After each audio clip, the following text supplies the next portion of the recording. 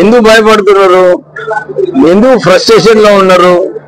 ప్రజలు మీకు ఇంట్లో కూర్చోమని తీర్మానం ఇచ్చింది.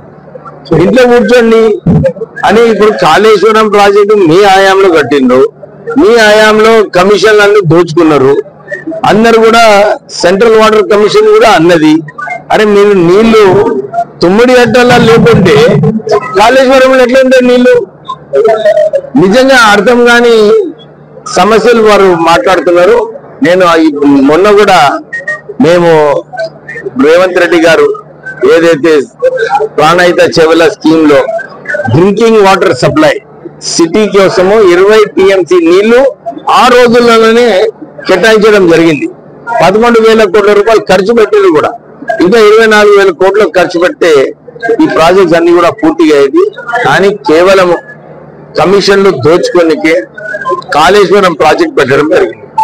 ఇప్పుడు మాక్సిమం 20 TMC నీళ్ళే మనకు సిటీకి అవసరం, ఇంకా పంపింగ్ అవసరం. దానికి పోయి మల్లన్న సాగర్ లో 50 TMC రిజర్వాయర్ కట్టింది. ప్రపంచంలోనే చాలా తక్కువ చోట్ల ఇంత పెద్ద రిజర్వాయర్ కట్టడం. కేవలం కేసీఆర్ ఫామ్ హౌస్ కి గుండెపోచమ్మకు నీళ్లు తీసుకుపోవడానికి ఈ ప్రాజెక్ట్ లో ఇష్టం వచ్చినట్టు అవినీతి జరిగింది. ఏదైతే రాష్ట్ర ప్రభుత్వము రేవంత్ రెడ్డి గారు నిర్ణయం తీసుకున్నారో ఒక CBI ఎంక్వైరీ పెట్టాలి. దీనిలో ఏదైతే అవకతవకలు అయినాయో ఇవన్నీ కూడా బయట పెట్టేది అవసరం ఉన్నది. వాళ్ళు భయపడేది అవసరం లేదు.